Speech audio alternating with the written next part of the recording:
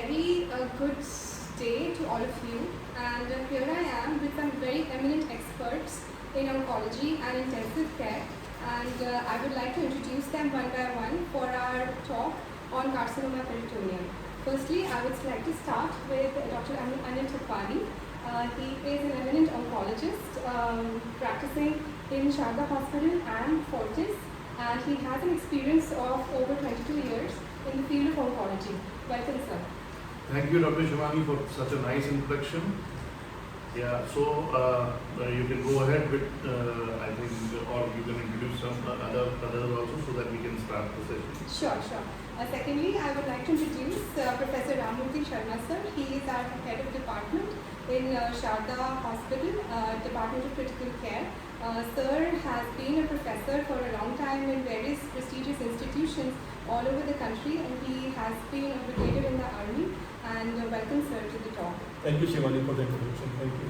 Thank you, sir. And thirdly, sir, I would love to welcome Dr. Manish Bharti. He is a stalwart in intensive care, and he has many accolades to his name, be it the degrees and certifications or the awards that he has earned, and the name and fame that he has earned in critical care is all thanks to the mentorship and the teaching that he provides us, and I am so grateful to have such a wonderful department with me. Thank you, Shivani, for such a fruitful introduction which you have given for us.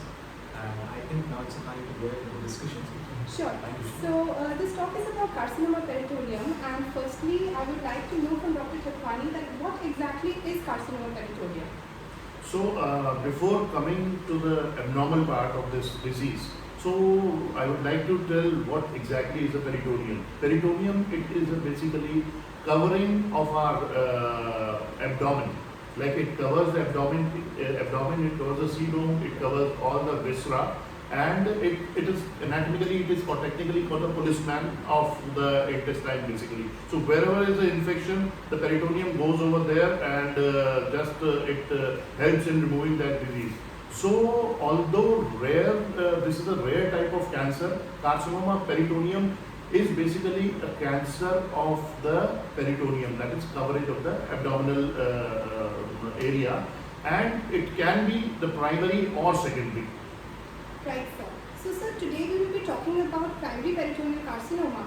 So can you elucidate a little more about how does this primary peritoneal carcinoma happen in the first place? And like suppose I as a person, how would I know that I am at risk for carcinoma peritoneum? Okay. So first of all, I would like to tell you about because we are dealing with the primary peritoneal carcinoma. So primary peritoneal carcinoma are all also of many types. It's not a single one. Then it divides on the basis of the histopathology, and the prognosis is different in different type of histopathologies. So the most commonest form of the primary peritoneal carcinoma is extra ovarian serous tumors. These type of tumors are the commonest one, and they behave like CA ovary. So it becomes sometimes very difficult for us to differentiate whether the primary is in ovary or primary is in the peritoneum, because most of the ovarian malignancy, like around 60 to 70% of the ovarian malignancy, that too covers the peritoneum, and it looks like as if it is a primary peritoneal malignancy. So how do we differentiate between these two? Like we do the scans, radiological scans, and we see in the ovary if there is not any abnormality in the ovary. If the ovarian abnormality is not there and we can see the masses in the peritoneum, then we come to the conclusion that it's a primary peritoneal malignancy, because histopathology is same in this case. So basically the extra ovarian primary peritoneal carcinomas, they are more common in patients who are BRCA positive, BRCA1 positive. Right, sir. Okay. So, right, sir. So BRCA is one of the genes that is involved in the carcinogenesis of, I believe, sir, cancer breast also. Cancer breast, cancer ovary, primary peritoneal carcinoma. I told you there are not other cancers which are associated with this BRCA1 mutation. Basically, it's a gene where the mutation is there, and if the mutation is found, 17.4% of the patients who are BRCA positive, they can have a primary peritoneal malignancy of extra ovarian variety, as I told you. Right, sir. And sir, considering the fact that the patient is not BRCA positive. So is the severity of the carcinoma peritoneum higher in that case? Again, this I told you one variety. There are other varieties of primary peritoneal malignancy. Like others are the leiomyosarcoma, leiomyomatosis peritonei, and small round cell tumor of the peritoneum, and there are a few more which are although rare. So all these have a different etiologies, and all these type of primary peritoneal malignancy, they behave differently. Although the clinical presentation of almost all of them is the same. Okay, the vague presentation, because of which the diagnosis is always late, and the prognosis becomes worse for primary peritoneal malignancies. Right. So sir, talking about the symptoms now, as you just very rightly mentioned that the symptoms are vague, could you throw some more light on what exactly would be the symptoms in carcinoma peritoneum? Are they any different from other carcinomas? Because most of carcinomas we have weight loss, we have cachexia, but is that the case in CA peritoneum as well? See, there are two, we can subdivide symptoms under two categories depending upon the variety. The first variety is the symptoms which are common in all the malignancies, like as you very well said, the weight loss is there. Okay, cachexia, cancer-induced cachexia, it's most of the time it is common in all the malignancies, but specifically this is more common. It is more prominent in primary peritoneal malignancy. Why? Because you know that what happens in primary peritoneal malignancies, there are the malignant masses in the abdomen. Okay, so sometimes there is a mechanical obstruction of the gastrointestinal tract, that your colon can be obstructed, so patient can have symptoms of vomiting and other vague symptoms like abdominal pain can be there, and the swelling can be there, ascites, that is fluid, like collection of fluid in the peritoneal cavity can be there. So these are a lot of symptoms, but specifically cachexia is more prominent in this because there are two reasons behind it. One is there is a mechanical obstruction which leads to the malabsorption of the nutrients, and other is cancer-induced cachexia. So both these factors are there which causes cachexia more prominent in these type of patients. Right, sir. So now that we have a brief idea about the symptomology for the lay person, so like if this video is being watched by the lay person, if I have a genetic history of CA peritoneum in my family, how do I get myself tested, and how do I make myself sure that I am not going to inherit the same disease in the near future? Okay, as I told you, there are 5 to 6 types of primary peritoneal carcinomas. Out of them, very few, they have a genetic inheritance tendency. One is BRCA1, as I told you. If you have BRCA1 mutation present, you should always screen yourself with this disease, and screening is also not good in all types of cancer. Okay, there's a technical term known as lead time. What is lead time? Lead time is when there's an origin of the tumor and symptoms are there. So the lead time, this duration, the cancer in which this duration is more, screening is good in that only. We all have studied in PSM this thing. Okay, but if this lead time is less, there is no use of screening. So unfortunately, in this type of cancer, lead time is very less. So we don't do screening usually. But when the BRCA1 positive is there, or one gene is there, retinoblastoma genes, there is a mutation in the retinoblastoma gene. So there is one variety of peritoneal malignancy in which the retinoblastoma gene is mutated. So the 2 or 3 type of genes are mutated, we should definitely get the investigations to see that mutation. Like NGS is there, NGS panel, we can, if there's a high risk, we can get that done. So if there's a mutation in a gene, then definitely we should always screen ourselves. See, basically how we diagnose this. We diagnose it with the help of, in early stages, ultrasound, with CT scan, MRI, or whole body PET scan. So MRI is one of the investigations which do not have any side effect. So we should avoid CT and PET because they have side effects. We all know that there's a side effect because of the scans and all. But MRI should be done because it has least side effect. In MRI is the modality in which if the disease is present, if we have any symptoms, or if there's recurrent pain is there without any reason, and we have a family history, definitely we should get the MRI done because it has a high sensitivity and we can come to know in an early stage if carcinoma peritoneum is there. And why we want to know it in an early stage? Because it's very malignant, severity is more. Once it progresses in an advanced stage, there's no treatment. Only we look for the survival. So better if we find it in an early stage through MRI and all. Definitely there can be cure if we find it in a stage 1 or like that. Unfortunately, we don't find this disease in a stage 1 or 2. It is always in a stage 3 or 4. So that is the main reason. We should get screening of the high-risk patients with MRI. If there's any problem, we go ahead with other invasive investigations like biopsy, like cytology and all everything. Understood, sir. Understood. And sir, I would also like to know that what are the screening markers that are present and how useful are they for screening this disease? Okay, so that screening markers, they are never used for the diagnosis. Okay, it is always used to monitor the effect of the treatment, because markers, they may be present and they may not be present when the tumor is there. So false sensitivity and specificity of markers are very less.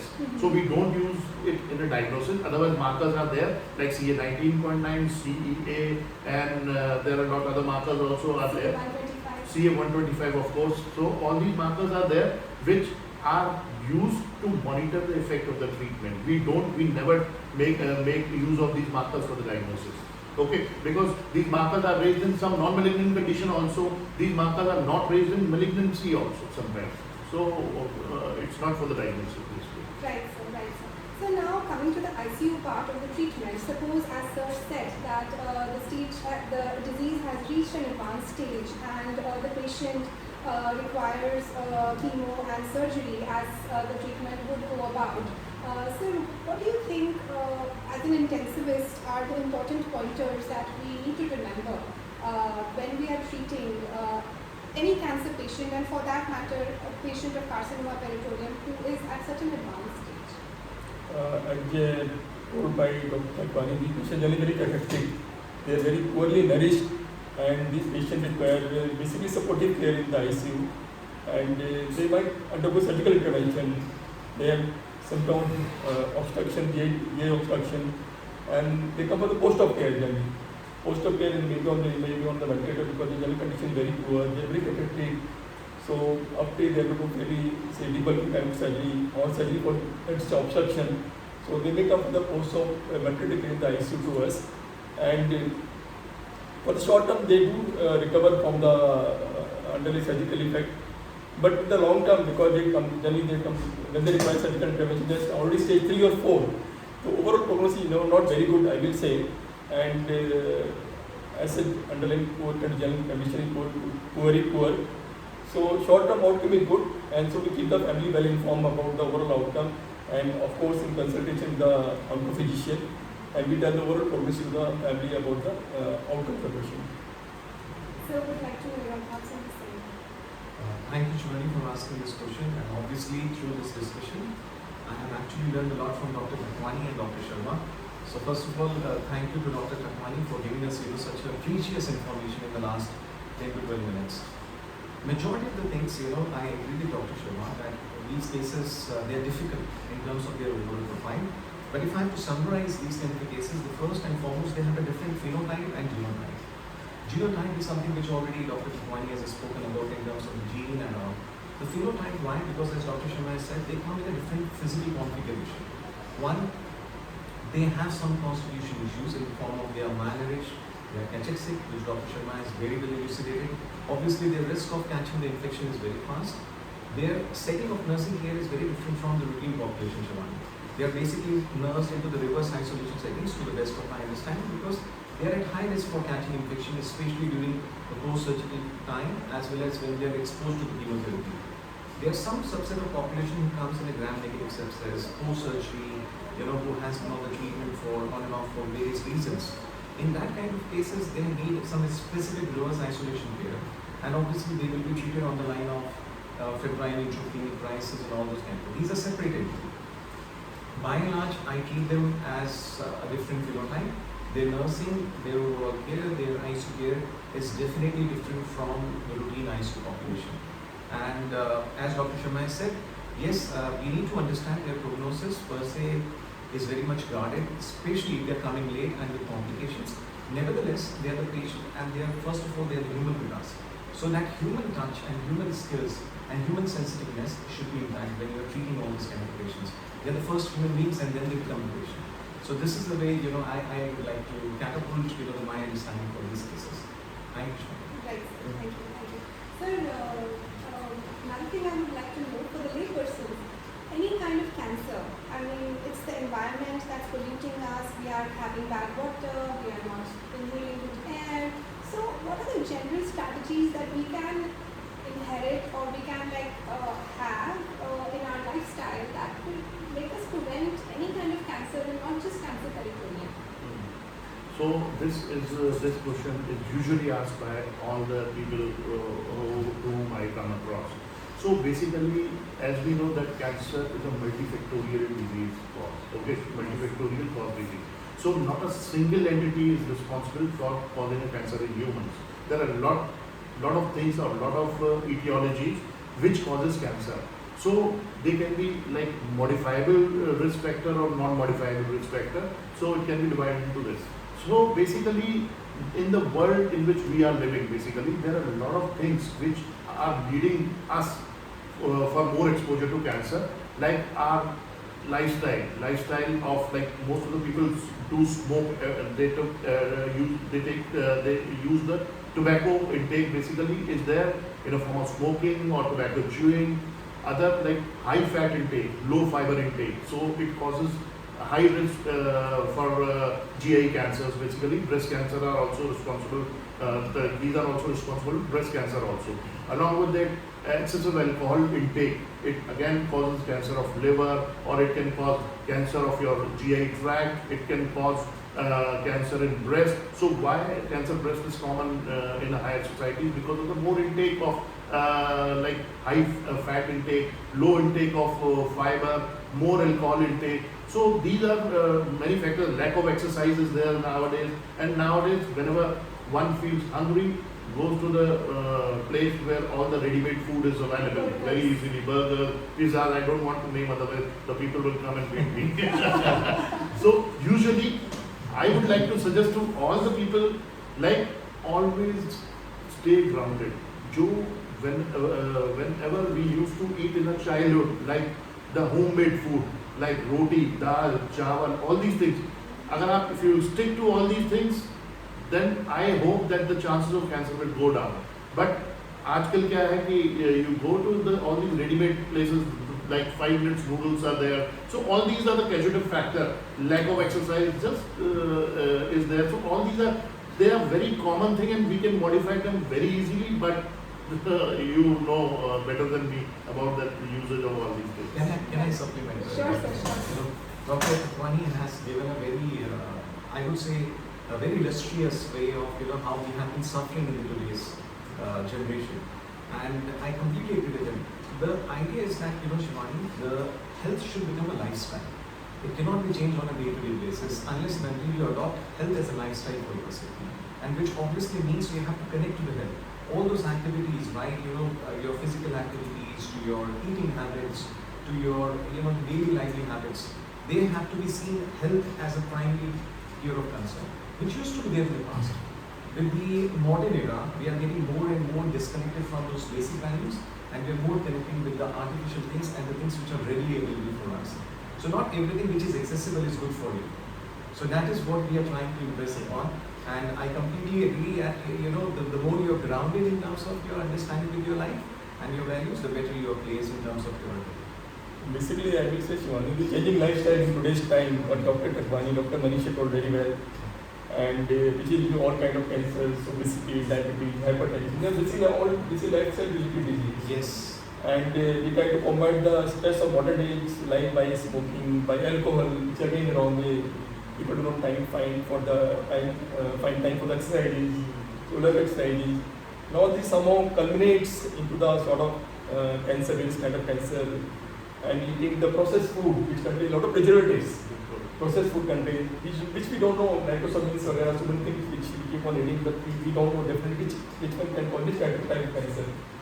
So we need to basically go back to the very basic our lifestyle and live simple way and avoid all this kind of things like alcohol, tobacco, and consumption. Yes, to some extent, I would like to reframe, whatever we have learned. I believe, and maybe Dr. Takwani can correct me if I'm wrong, majority of the cancers they are preventable. And the things which we are seeing, I think it's a curse which we are receiving because of the modern lifestyle in the form of various diseases, including the cancers. Yes. And majority of the things they are preventable. So, as Dr. Saab said that majority of the cancers are preventable, so I would like to add to it, like nowadays we have certain vaccines which can prevent the cancer. There are few cancers are there which can be prevented, like hepatocellular carcinoma, by injecting the vaccine against hepatitis B virus. There are cervical cancers which can be prevented by the vaccine which are against human papilloma virus. So these are few cancers which can be preventable. So one should take care of all the vaccination programs. They should get their kids or adults vaccinated properly so that at least the cancers which are preventable, we can prevent them by this easy method. I agree. Okay. So, as an end note, I would just want all the speakers to probably add a few lines about what they feel we should do for cancer patients and what we can contribute as a person in the society for anybody suffering from cancer who might not be having the means to afford treatment or to afford care that probably he or she deserves. So, first of all, we should never feel pity on a cancer patient. We should treat the cancer patient as if he's normal, because if you feel pity on him, he'll feel more depressed. So, most of the time, cancer patients, they have a depression. Okay, so we should try to overcome their depression, so that once they are overcome from that thing, then actively they can involve in the treatment and all. So, I think, and apart from this, like, as an oncologist, what I do these type of awareness programs in all the societies and all the healthy people who do not have any cancer, so that they can prevent the happening of this disease, which can be preventable. So all these things are there. Apart from this, the patients who are there, whenever the patient comes to us, so either it is the early stage or it is the late stage, good prognosis or bad prognosis. If it is the early stage, I tell the patient before starting the treatment, I tell the patient that don't worry, most of the time these type of cancers are curable. And the patient becomes cool and calm, and then I start the treatment. But the problem comes when we deal with the cancers which are incurable, okay, which are deadly, like CA pancreas in the advanced stage, of course CA peritoneum and all. So, see, there is a method of counseling the patient.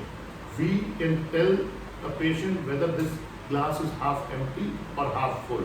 So we can tell them the positive part of the disease. Like, we know that once the patient is having CA pancreas, the lifespan is 6 months only.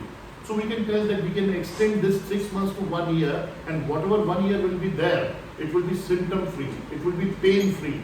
So ideally we should tell every patient about the disease, about the prognosis, but we should also tell the positive aspect of that disease. So you know that at that time patient can be the problem, but gradually the patient adopts to it. Whatever the life is remaining, he enjoys that life. He just take care of the future of their family and all. So one should tell the patients, but of course by telling the positive aspect and making more weightage on that. Right, sir. I agree, sir. So what do you think about it? Dr. Sharma first. Like, I agree with Dr. Takwani, whatever he has said, we should treat them like any other patient.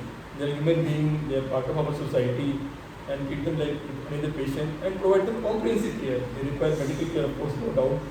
They require social care, they require moral care, there is social care, and like other aspect of medical care, some of them may require complete pain relief also. That is also a very important part of intensive care of our specialist, providing adequate pain relief to them, and symptomatic and supportive care to the patients. And finally, and they need their normal life, whatever life span, we can talk to the patient and decide. And the aim is so that they should not go to depression and live a normal life, whatever life is expected for that certain kind of life. So I would like to add to it, because I am associated with certain NGOs also, like Cancer Seva, because earlier I was in All India Institute of Medical Sciences. I was associated with them since then. So what exactly is this? Cancer Sahayog is a group of those people who has been cured by cancer, and they come and they join that NGO and they helps the cancer patient to overcome the problems. And yes, and what they do is that they collect money from different resources, and the patients who are poor, they help them partly. Like they can get them radiotherapy, or they can get them chemotherapy drug, and hospital also, both the hospitals and these type of NGOs, they work together. Hospital give them more and more discounts to the poor patients who are suffering from cancer. So and doctors also do their best. So in this way, we help the patient who cannot afford the treatment, and we do the treatment. I have treated many patients of this type at Batra Hospital. Soon we are going to start it in Sharda Hospital also. That's wonderful to know, sir. That's wonderful. And I feel so encouraged that we have an opportunity to actually contribute to the society through this system. So Shivani, because I feel so excited, like you have taken in this workshop kind of a thing, and obviously Dr. Takwani has been so kind that he has blessed us with such a wise information, I would say. I would just like to summarize whatever I have learned from this, and maybe in 2 minutes. First, I personally believe that cancer is not just a physical disease. It has a physical, social, spiritual, and obviously mental impact as well. So you have to see overall the holistic aspects which are attached to this disease per se. Obviously it's a kind of a syndrome that you suffer from multitude of things. The second thing is that, obviously Dr. Takwani is there to take care of the cancer once the patient gets right. But I think it's time to revisit the basics which we have learned from Park and Park, that the primordial prevention and the primary prevention, they are the two most important things which each one of us should observe. And last but not least, something which I was just remembering when Dr. Takwani was sharing about his NGOs, I am able to recall something from Rajesh Khanna's movie, and he said, Babu Mishai, Zindagi but lambi nahi, badi honi chahiye. So it doesn't matter that even if you have a reduced lifespan, but the quality of your lifespan is something which you have to recline upon. And that is what I'm also looking on day-to-day basis. So thank you, Shivani. Thank you all. Thank you. Thank you everyone. Thank you for joining the talk, and a very, very big thank you to all our speakers today. I am indeed indebted to Takwani sir, Ramurthy sir and Manish sir for their time and experience. Thank you so much. Thank you.